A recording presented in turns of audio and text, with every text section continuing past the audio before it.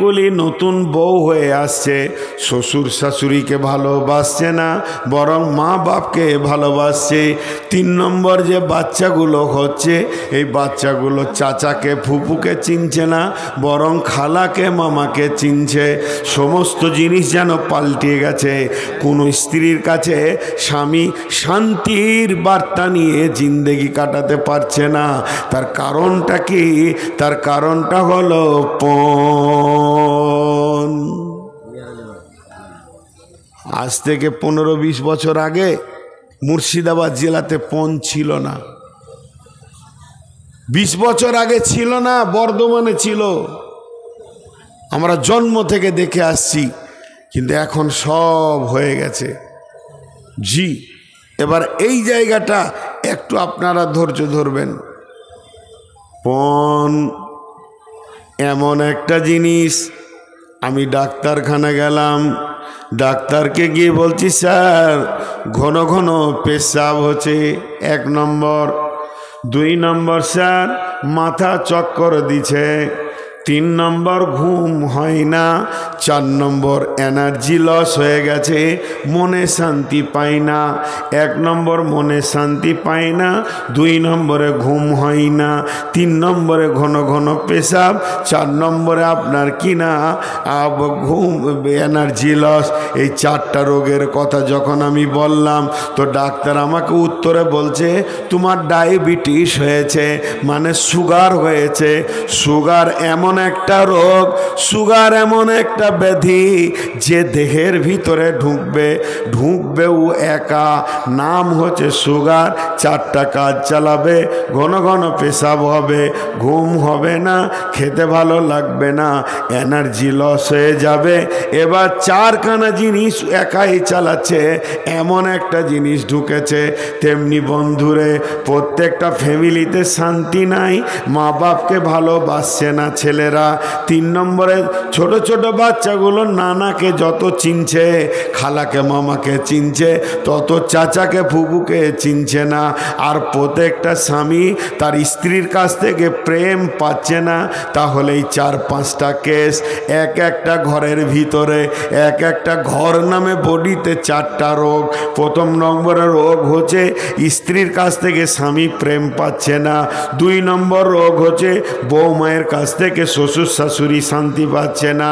3 নম্বর রোগ হচ্ছে ছেলের কাছ থেকে বাপ মা ভালো ব্যবহার পাচ্ছে না। 4 নম্বরে ছোট ছোট ছেলেগুলো সব নানা মামা আর খালাকে চিনছে, চাচাকে ফুপিকে চিনছে না। তাহলে এক একটা ফ্যামিলিতে এই যে 4টা রোগ ঢুকেছে, তার কারণ কি?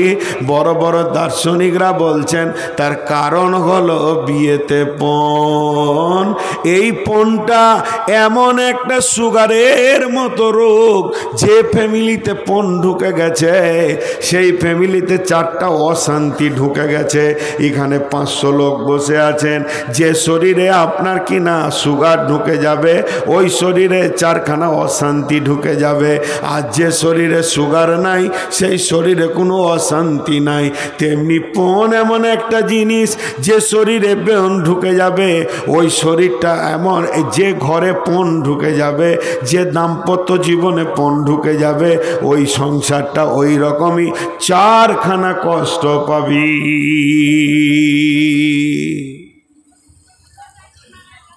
4টা কষ্ট পাবে, একটা একটা করে মিলিয়ে দেবো। জি, একটা একটা করে মিলিয়ে দেব। একটা রূপকথা বলবো, রূপকথা। এটা হাদিস কোরআন লয়, ইতিহাসও লয়, উপন্যাসও লয়, রূপকথা। আমি বানিয়ে বানিয়ে বলবো, শেষকালে দেখবেন অঙ্ক করে যে সমাজে ওইটাই চলছে। জি, সমাজে ওটা চলছে। গরিবের মেয়ে দেখতে বড় সুন্দরী, গরিবের মেয়ে, বাপ ইট ভাটাতে কুলির কাজ করে, কিন্তু মেয়েটি দেখতে বড় সুন্দরী। বাড়ি হচ্ছে তার হোসেননগর। বিয়ের বাড়ি আনন্দ করতে গেছে খালার বাড়ি, কোথা না বেলডাঙ্গা। বেলডাঙ্গাতে বিয়ে বাড়িতে ঘোরাঘুরি করছে, চোখ পড়ে গেছে এক বড় লোকের ছেলে। কলেজের প্রিন্সিপালের ছেলের চোখ পড়ে গেছে। জি, তো এটা মেয়েটা কার রে? বলে হোসেননগরের। বাস, ওর ঝোঁক লেগে গেছে, ওকে বিয়ে করতেই হবে। এত ভালো মেয়ে কি ছাড়া যায়? আমি নোংরা কথা বলছি না, সে চাইছে না যে ভোগ করি, চাইছে বিয়ে করি, ভালো কথা, আলহামদুলিল্লাহ। প্রস্তাব পাঠিয়ে দিল, ইয়ার বাপ তো হার্ট ফেল করছে। ওরে সুবহানাল্লাহ, কলেজের প্রিন্সিপালের ছেলে, বাপের একটা বেটা, কয়েক কোটি টাকার মালিক, আর আমি সকালবেলায় যাই ঝুড়ি কোদাল নিয়ে, সন্ধ্যার সময় যে টাকা টেনে ঢুকি, চাল আর ডালটা হয়, তার কিছু হয় না। আমার মেয়ে কিন্তু ছেলের ঝোঁক পড়ে গেছে, কিছু লাগবে না, বিয়েটা দেন, কিছু লাগবে না, হালকা একটা গাড়ি দেবেন আর 10-15 লাখ টাকা দেবেন, বাস। বাপ বসলো বেটাদেরকে নিয়ে, দুটা বেটা আছে, একটা বেটি। কিরে, প্রস্তাব এসছে ওইখান থেকে, ও ছাড়বে না, ছেলে বিয়ে করবি। খুব মাথা খারাপ।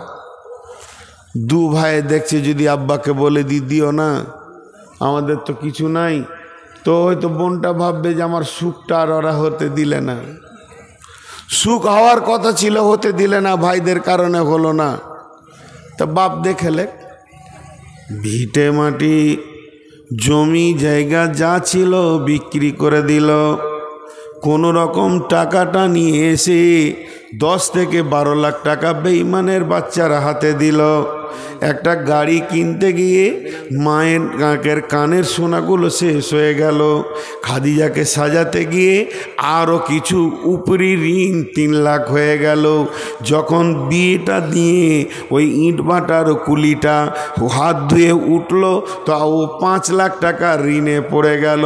আর শুধু বাড়িটা কোনো রকম থাকলো, বাকি সব বিক্রি হয়ে গেল। দুই ভাই দেখলো আমাদের আর বউ এনে থাকার জায়গা নাই, তার থেকে চেন্নাই চলে যায়। ওরা দুজন চেন্নাই চলে গেল, কেরল চলে গেল। ঘর তো ফাঁকা। এখন খাদিজা শ্বশুর বাড়ি যাওয়া আসা করে, বড় সুখের সংসার। বন্ধুরা আমার, ওই বেঈমান ছেলে সব লুটে নিয়ে চলে গেছে। এখন ঘরে অশান্তি, খাবার নাই, ঋণ ঢুকে গেছে 4-5 লাখ টাকা। কি করে শোধ হবে? তারা কেরলে চেন্নাই খাটে, বাপকে টাকা দেয়, আর বাপ ইট ভাটাতে কাজ করে। ধীরে ধীরে ধীরে ধীরে ঋণ শোধ হয়। এই করতে করতে রোজা চলে আসলো। এমন রোজা চলছে, 1 কেজি মাংস কেনার ক্ষমতা খাদিজার আব্বার নাই, কারণ সে মেয়ের বিয়ে দিতে গিয়ে ভিখারি হয়ে গেছে। এখন সে করলো কি, ঈদ চলে আসলো, নতুন জামা ছোট ভাইটাকে একটা কিনে দেবে, তাও হচ্ছে না। জামাইকে ঈদে এনেছে, সেখানেও 20,000 টাকা দিতে গিয়ে আবার নতুন করে ভাটা মালিকের কাছে ঋণ করেছে। কিন্তু ঘরের ভিতরে খাদিজা ছোট ভাইটাকে জিজ্ঞেস করছে, ভাই রে, কালকে কি দিয়ে ভাত খেয়েছিলি? ডাল ভাত, আলু ভাত, শাক ভাত, ডাল ভাত, আলু ভাত। বলে মাছ মাংস। সুন্দর করে টেনে দিয়ে বলছে, বুবুরে, সে তোমার বিয়েতে মাংস খেয়েছি, আর মাংস বলে কিছুই জানি না। খাদিজা বাথরুমের ভিতরে টস টস করে কাঁদতে শুরু করলো। আমি এমন একজন হতভাগী, আমি এমন একজন কলঙ্কিনী। আমার বিয়ে হতে গিয়ে, আমাকে বিদায় নিতে গিয়ে, ওই ডাকাতের বাচ্চা, বেঈমানের বাচ্চাকে বুঝাতে গিয়ে আল্লাহ, আমার মা বাপ ভিখারি হয়ে গেছে। আমার মায়ের এখন বয়স 40 হয় নাই, দেখে মনে হচ্ছে বিধবা মহিলা, সোনা দানা কিছুই নাই। আব্বা তো ইট ভাটার কুলি। ঈদের মতো দিনে 2টি ভাইও বাড়িতে নাই। আব্বা ছিঁড়া লুঙ্গি পরে ঈদ করছে। এবার ওর ভিতরটা দাও দাও করে জ্বলছে, ওর ভিতরটা আগুনের মতো জ্বলছে। বলছে, শোন, তারপরে তোকে কি করি দেখি। এরপরে ঈদ হয়ে যাওয়ার 5 দিন পরে খাদিজা আবার গেল শ্বশুর বাড়ি। শ্বশুর বাড়িতে শুয়ে আছে, স্বামী অনেক রাত্রিতে এসে ঢুকেছে, এসে কত আনন্দ করবে। কিন্তু বলছে, শোনো, তুমি আমার বাপের 12 লাখ টাকার হিসাবটা আমাকে দাও, গাড়ির হিসাবটা দাও, কি করেছো টাকাগুলো। যদি হিসাব না দিতে পারো, এ ব্যাপারে আমার মাথা গরম হয়ে গেছে। আমার বাপ ঈদের দিনে নতুন লুঙ্গি পাবে না, আর তোমার বাপ প্রতিদিন 3টে করে লুঙ্গি চেঞ্জ করবে, আর আমাকে ধুতে হবে। এটা আমি কোনো দিন মেনে নিতে পারবো না। শুরু হয়ে গেল ডায়াবেটিস, সুগারের রিয়াকশন শুরু হয়ে গেল। এবার আর ঘরে শান্তি নাই। ছেলে তো সারা রাত আর ঘুমাই না, জেলখানা দেখতে পেয়েছে, খালি বহরমপুরের জেলখানার গেট, আমাকে ঢুকাচ্ছে, বের করছে। এখন শ্বশুর শাশুড়িকে যদি ভালো না বাসি তাহলে তার উপায় নাই। শ্বশুর শাশুড়িকে ভালোবাসতে লাগলো, বাপকে ধুমকে কথা বলে, ঝিড়কে কথা বলে, বৌমা শ্বশুরকে দেখতে পারে না, শুধু এই ব্যবহারের কারণে। পণ এমন একটা জিনিস শান্তির জায়গায় অশান্তি ঢুকিয়ে দেবে। অথচ বিবির ব্যাপার আল্লাহ কি বলেছেন? লিতাসকুনু ইলাইহা ওয়া জাআলা বাইনাকুম মাওয়াদ্দাতাও ওয়া রাহমা। হে বিশ্ববাসীরে, তোমার জীবনের শান্তি, তোমার প্রেম প্রীতি ভালোবাসা, তোমার চয়ন সুতুন, তোমার উত্তালকে থামিয়ে দেওয়ার মতো মেশিনটা আমি বানিয়েছি তোমার বিবিকে। তুমি তার কাছে যাও, দেখো তোমাকে প্লিজ করে দেবে। কিন্তু বড় দুর্ভাগ্যের বিষয়, সেই বিবি আজকে এমন রেগে বসে আছে, তার পাশে আমার যাওয়ার ক্ষমতা নাই। শেষ হয়ে গেল, শেষ, শান্তি আর নাই। থাকবে কেন? পণ ঢুকেছে। আমি একটা উদাহরণ আপনাদেরকে এর আগেও দিয়েছি, আজও দিচ্ছি। এই যে সিলিং ফ্যান সাই সাই করে ঘুরবে, ওপরের হাওয়া নিচে আসবে, আপনি আমি শান্তিতে থাকব। কিন্তু ওই ফ্যানের মোটরের কাছে একটা ব্যাটারির মতো আছে, ওর নাম হচ্ছে ক্যাপাসিটার। ওই ক্যাপাসিটারে নেগেটিভ আছে, পজিটিভ আছে। ওই নেগেটিভ পজিটিভটা চেঞ্জ করে দিলে গোলমাল হয়ে যাবে। কি গোলমাল হবে? নেগেটিভের তারটা পজিটিভে, আর পজিটিভের তারটা যদি নেগেটিভে দেন, ফ্যানটা ঘোরার কথা ছিল এই দিকে, ফ্যান ঘুরতে শুরু করবে এই দিকে। তখন ওপরের হাওয়া নিচে আসা বাদ দিয়ে নিচের হাওয়া ওপর দিকে যাবে। লুঙ্গিটা না ধরলে সব বেজ্জতি হয়ে যাবে। তো আল্লাহ তাবারাক ওয়া তাআলা বিবির ভিতরে শান্তি ভরে রেখেছে। তো বিবিটাকে ফ্যানই মনে করেন, তোকে পণ মহারানা দিয়ে আনতে হবে, আর ওর পেছনে মাল খরচা করতে হবে, গোটা ঘর শান্তিতে বাস করবে। আর যখন উল্টা করে আপনি আমি বলবো আল্লাহকে, আল্লাহ বলছে দেখ এর ভিতরে শান্তির ভান্ডার আছে, তোরা নিয়ে যা, কিন্তু পয়সা খরচা কর। আর মহারানাদের রসুল বলছে, আমরা সবাই বড় বিজ্ঞানী হিয়ে আল্লাহ কা রসুলকে বলছি, আপনাদের কথা এখন থাক, এ যুগে ওগুলার মানা যাবে না। আমরা ক্যাপাসিটারে তার আলাদা করে লাগাবো, বিজ্ঞানীর কথা শুনবো না। যে বিজ্ঞানী ফ্যান তৈরি করেছে তার কথা না শুনে পণ লিব, বউ আনবো। আল্লাহ বলছে লুঙ্গি সামলাবি যা, নাই তোর বংশকে জেলে ভরবে। হয়ে গেছে ঘটনা, হয়ে গেছে। বিশ্বনবী বলছেন আল ওয়ালাদু লিল ফিরাসে, আল ওয়ালাদু লিল ফিরাসে, বিছানা যার সন্তান তার। আর একবার বলছি, বিশ্বনবী বলছেন আল ওয়ালাদু লিল ফিরাসি, বিছানা যার সন্তান তার। তার মানে হচ্ছে যে পুরুষটি মেয়েটাকে নিয়ে আসবে বিয়ে করে, যার বিছানায় সন্তান হবে, সন্তান তার হবে। তার মানে ছেলেটা হলো মোল্লা বংশের, ছেলেটা হলো শেখ বংশের, ছেলেটা হলো সৈয়দ বংশের। তবে মেয়েটা যে বংশের হবে হোক না কেন, ওই মেয়েটির পেটে যত বাচ্চা বের হবে বাপের বংশের সঙ্গে তার সম্পর্ক থাকবে। কারণ পিতৃত্বকে মেনে নিয়েছে, মাতৃতন্ত্র ইসলাম নয়, পিতৃতন্ত্র হলো ইসলাম। অতএব বাপ যদি শেখ হয় সৈয়দ হয়, ছেলেটা শেখ সৈয়দ হবে। অতএব আল ওয়ালাদু লিল ফিরাসে, বিছানা যার সন্তান তার। যে ভিটানাতে আমি বিয়ে করে এনেছি, আমার পৈতৃক ভিটাটা হলো শেখ, আমার দাদা ছিল শেখ, আমার বাপ হচ্ছে শেখ, আমি আছি শেখ, আমার সন্তান হবে শেখ। তার মানে এই ভিটাটা শেখের ভিটা। যে কোনো বংশের মহিলা ঢুকুক না কেন, তাকে বাচ্চা দিতে হবে, তো শেখ বাচ্চা দেবে।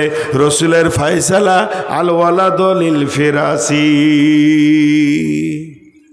কিন্তু বন্ধু একবার খালি চিন্তা করি, কিন্তু বন্ধু একবার খালি চিন্তা করি, আপনাদের বিবেকের চেতনার অ্যালবামে শুধু একটা চিন্তা পাঠিয়ে দিই, আল্লাহর হস্তে যতগুলি শিক্ষিত মানুষ বসে আছেন একবার বিবেচনা করে দেখেন যতগুলি বিছানাতে সন্তান তৈরি হচ্ছে বর্তমান জামানায়, ওই খাট, ওই গদি, ওই বিছানা, ওই বালিশ, ওই মশারি আর ওই কম্বল, এই যে খাটটা তৈরি হয়েছে এই খাটটা সম্পূর্ণ আসছে মায়ের বাপের কাছ থেকে, নানার বাড়ি থেকে আসছে।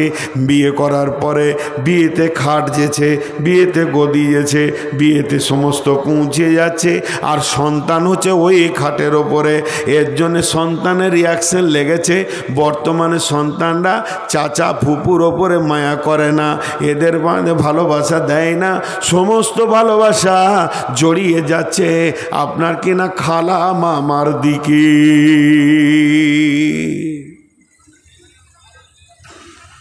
আল্লাহ তাবারক ওয়া তাআলা কত সুন্দর কথা বললেন। আয়াতটা কত দূর গেলাম, আর একবার রুটিনি। আল্লাহ তাবারক ওয়া তাআলা বলছেন আর রিজালু কাওয়ামুনা আলান নিসা, হে মহিলার দল তোমাদের ওপরে নেতৃত্ব দেবে পুরুষেরা, তোমরা পুরুষের অধীনস্থে জীবন কাটাবে। তারপরে আল্লাহ বলছেন যে আর রিজালু কাওয়ামুনা আলান নিসা বিমা ফাদ্দালাল্লাহু বা'দাহুম আলা বা'দিন, একে অপরে তোমরা আনন্দ দিয়ে সন্তান নিয়ে আসো পৃথিবীতে, এর জন্য কেউ কারো উপরে প্রাধান্য পাবে না। ওয়া বিমা আনফাকু মিন আমওয়ালিহিম, হে পুরুষের দল তোমরা ইনকাম করে মহিলাদের পেছনে খরচা করবি।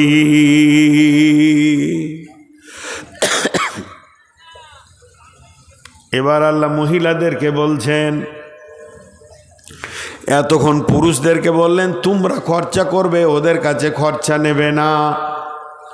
এবার আল্লাহ মহিলাদেরকে বলছেন এ মেয়েদের দল, যারা এখানে মহিলা রয়েছেন, বিশেষ করে আজকের জালসাতে যারা আমার বৌমা রয়েছেন, যারা আমার মেয়ের বয়সে রয়েছেন, যারা এখনো দাম্পত্য জীবনের ইয়ং ব্যাচেলিয়ার রয়েছেন, তাদেরকে খাস করে বলছি, যদি আপনি চান যে আমি যে এলাকার বৌমা হয়েছি বা বৌমা হব সেখানে আমার নাম থাকবে, তারা আমাকে ভালোবাসবে, ওই ফ্যামিলিতে আমি একজন দামি মহিলা হিসেবে পরিচয় দিব, তাহলে আপনার ভিতরে তিনখানা গুণ থাকতে হবে।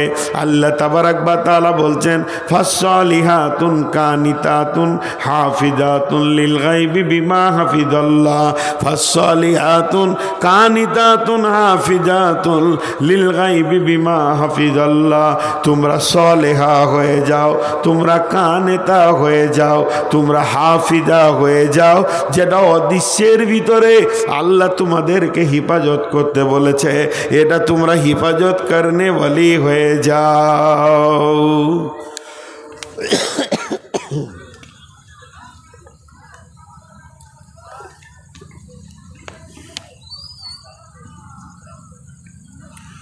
তোমরা হিফাজত করনে ওয়ালি হয়ে যাও। মায়েরা আমার বোনেরা, যে মেয়ের ভিতরে তিনটে গুণ থাকবে, যে মেয়েটি তিনটে গুণে গুণান্বিত হবে, ওই মেয়েটি এলাকায় শ্বশুর বাড়িতে সব জায়গায় শান্তির বার্তা নিয়ে বাস করবে। সেই তিনটি গুণ কি? ফাসসালিয়াতুন কানিতাতুন হাফিজাতুন লিল গায়বি বিমা হাফিজাল্লাহ, তোমরা সলেহা হয়ে যাও। সলেহা কি? নেককার হতে হবে, পরেশগার হতে হবে। যারা বড় বড় মুফাসসির তারা বলছেন সল্লাত খামসাহা সামাত সাহারা সানাত ফরজাহা আতাত বালাহা, 5 ওয়াক্ত নামাজ পড়নে वाली হতে হবে, রোজা রাখনে वाली হতে হবে, পর্দায় থাকনে वाली হতে হবে এবং স্বামীর ইতাআত করনে वाली হতে হবে। এই 4টা গুণে যখন গুণান্বিত হয়ে যাবে, এই 4টা গুণে যখন গুণান্বিত হয়ে যাবে, তুমি তখন আল্লাহর খাতাতে সলেহা বলে পরিচিতি পাবি। তোমরা সলেহা হয়ে যাও। জি, তোমরা সলেহা হয়ে যাও। হে আমার মা, হে আমার বোন, সলেহা কাকে বলে? সলেহা মানে পরেশগার, দিনদার, আল্লাহ ওয়ালি। চারটা গুণ যে মেয়ের ভিতরে আছে সে সলেহা। নাম্বার 2, তোমরা কানেতা হয়ে যাও। কানেতা মানে অল্পে সন্তুষ্টি হয়ে যাও। কানেতা মানে যেমন তোমার স্বামী তোমাকে এনে দেবে সাদা মোটা, যেমন তোমাকে তোমার স্বামী দিতে পারবে এর ওপরেই তুমি রাজি খুশি হয়ে যাও, কানেতা হয়ে যাও। খবরদার স্বামীর ওপরে বেশি দাবি করিও না। এই বেশি দাবি করতে গিয়ে রসুলের সঙ্গে রসুলের বিবিদের 1 মাসের কথা বন্ধ ছিল মা আমার, বোন আমার। অতএব ওই বিবিটা, ওই মেয়েটা মানে কানেতা। স্বামী যেমন সাদা মোটা এনে দেবে এর ওপরই সে সন্তুষ্ট হয়ে যাবি। জি,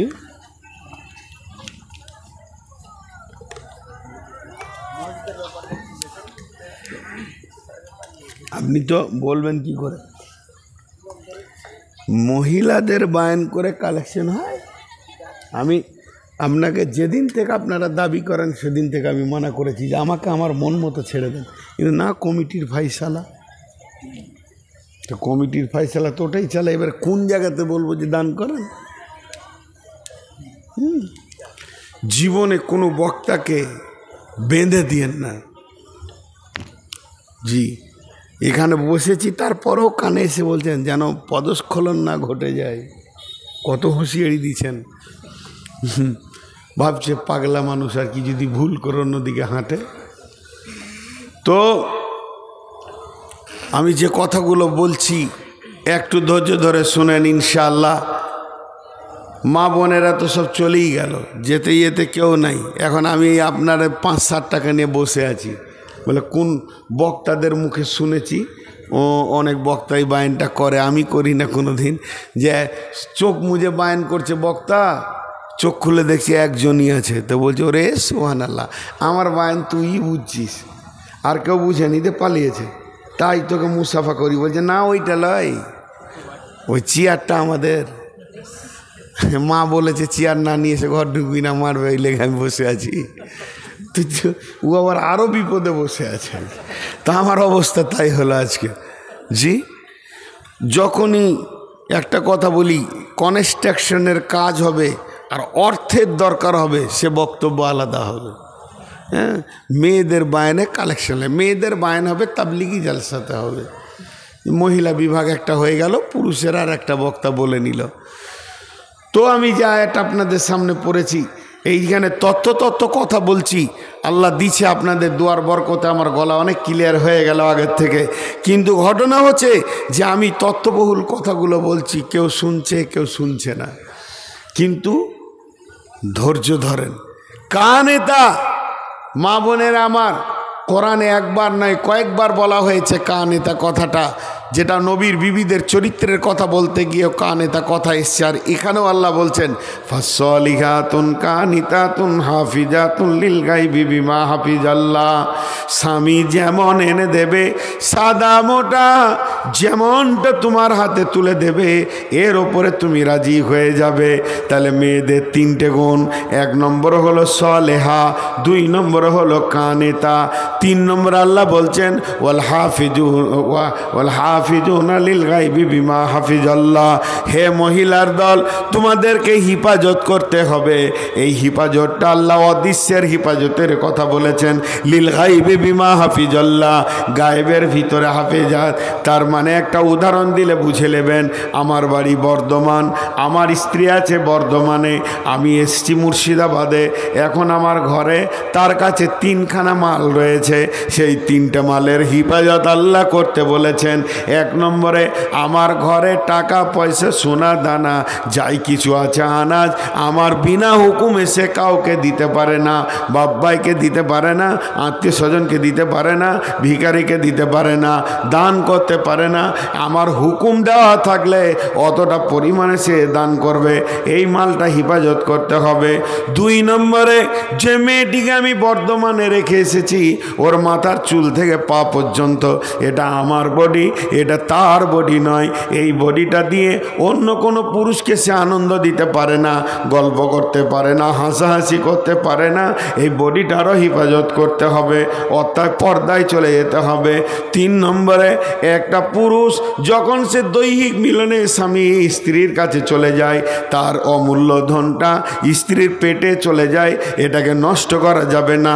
ওষুধ খাইয়ে এটাকে নষ্ট করে দিব। স্বামীকে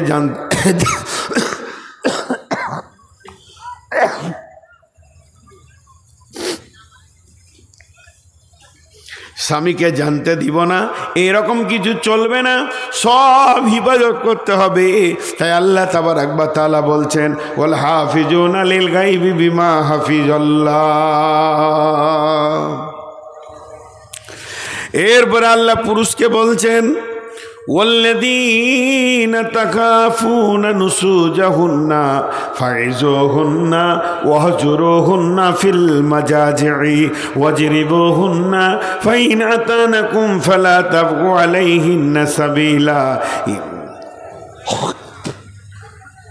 ইন্নাল্লাহা কানা আলিয়ান কাবীরা। হে পুরুষের দল, যদি তোমাদের স্ত্রী না ফরমান হয়ে যায় তাহলে তাকে প্রতিদিন কিছু কিছু কিছু কিছু করে ওসিয়ত করো, কোরআন হাদিসের কথা বলে বলে বলে বলে বলে বলে তার মনটাকে পরিষ্কার করে দাও, তাকে দিনের দিকে নিয়ে আসো। যদি তাও না শুনে তাহলে বিছানা আলাদা করে দাও। ওয়াজরিবুহুন্না ফিল ওয়াহজুরুহুন্না ফিল মাজাজি'i, একই রুমের ভিতরে বিছানাটা আলাদা করে দাও, তোমার বিছানায় আসতে দিও না। তাতেও যদি সে সম্মতি না হয়, দিনে ফিরে না আসে, ওয়াজরিবুহুন্না, তাহলে তাকে তুমি মারো। তারপর আল্লাহ বলছেন ফালা তাবগু আলাইহিন্না সাবিলা ইন্নাল্লাহা কানা আলিয়ান কাবীরা। খবরদার তুমি বিবিকে মারার জন্যে, বিবিকে প্রহার করার জন্যে, বিবিকে কষ্ট দেওয়ার জন্যে তুমি রাস্তা খুঁজে বের করো না। কোন ভুলটা ধরলে তাকে মারতে পারবো এমন কাণ্ড তুমি করিও না। ইন্নাল্লাহ আলিয়ান কাবীরা, নিশ্চয় আমার আল্লাহ সব থেকে বড় এবং জাননেওয়ালা পাকড়নেওয়ালা। আমার আল্লাহর কাছে সব কিছু মওজুদ রয়েছে, অতএব আমার আল্লাহকে তুমি ভয় করো।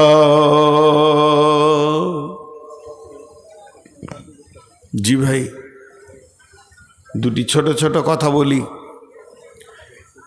প্রথম থেকে নিয়ে যতগুলো বক্তব্য দিলাম আমি ছোট ছোট 2 মিনিটে ছেড়ে দিচ্ছি। প্রথম শুরু করেছি যে আল্লাহর সৃষ্টি জোড়া জোড়া, একটা মেল, একটা ফিমেল, একটা পুরুষ, একটা নারী। ভালো পুরুষকে যার ভিতরে 8টা গুণ আছে, ভালো নারীকে যার ভিতরে 8টা গুণ আছে। দাম্পত্য জীবনে দুজনেই যদি ভালো হয় তা সুখ আর সুখ। দাম্পত্য জীবনে যদি দুজনেই খারাপ হয় তার ইতিহাস আর নাই। আর দুজনের মধ্যে একজন যদি খারাপ হয় তাদের দাম্পত্য জীবন টিকবে না। নূহ আর লূত দুইজন নবী ছিল, বিবিরা জাহান্নাম গেছে। আর ফেরাউন জাহান্নাম গেল, বিবি জান্নাত চলে গেল। আল্লাহ তাবারাক ওয়া তাআলা কোনো পুরুষের জন্য তার স্ত্রীকে জান্নাত বা জাহান্নাম দেবে না। তারপরে আমি বলেছি এই দাম্পত্য জীবনের সারা বিশ্বের যত পুরুষ রয়েছে, যত পুরুষ মা, যত পুরুষ রয়েছে তারা তাদের বেটি, তাদের মা, তাদের বোন এবং তাদের মেয়ের ওপরে তারা কর্তৃত্ব দেবে, নেতৃত্ব দেবে। তাদেরকে নেতা বানানো হয়েছে, তারা তাদেরকে গাইড করবে, এরা এদের অধীনস্থে নিজের জীবনকে কাটাবে। আর এরা কেন পুরুষ না, এরা ইনকাম করে নিয়ে এসে এদের পেছনে খরচা করবে, তার জন্যে পুরুষ। শুধু তাই নয়, আল্লাহ তাবারাক ওয়া তাআলা মেয়েদেরকে বলল সাবধান, তোমরা সলেহা হয়ে যাও, কানেতা হয়ে যাও। এবং হিফাজত করনে ওয়ালি হয়ে যাও, যেটা গায়েবে তোমাদেরকে হিফাজত করতে হবে।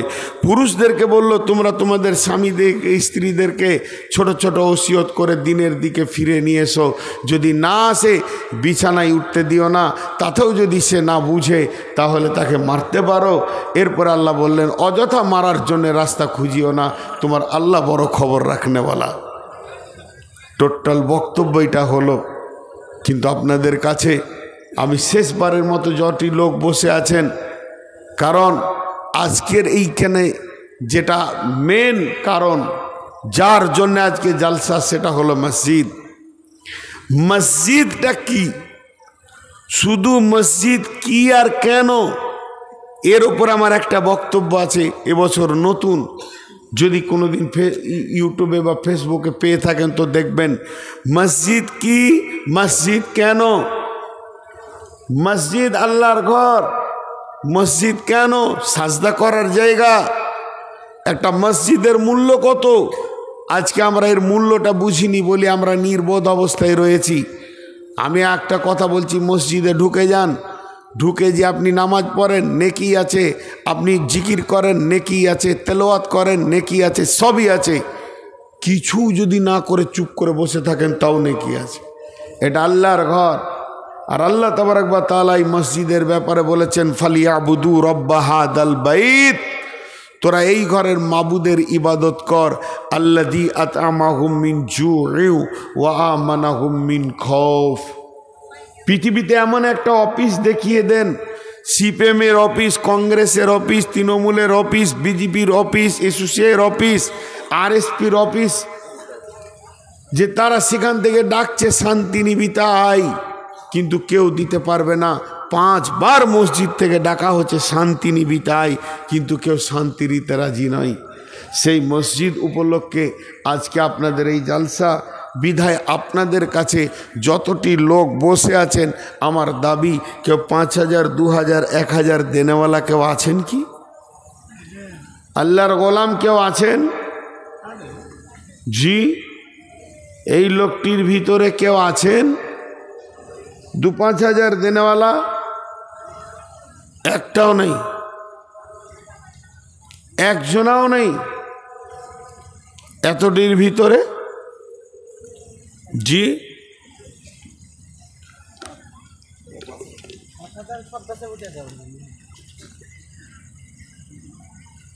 ওনাকে তো 5000-এর বেশি মনে হবে।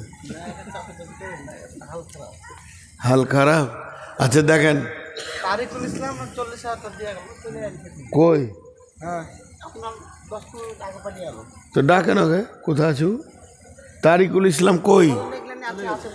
তারিকুল ইসলাম ভাই আছেন না চলে গেছেন?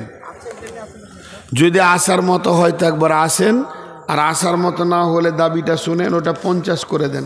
কত দিয়েছে? 40? 50 দিয়ে দেবে ইনশাল্লাহ। সকালে 10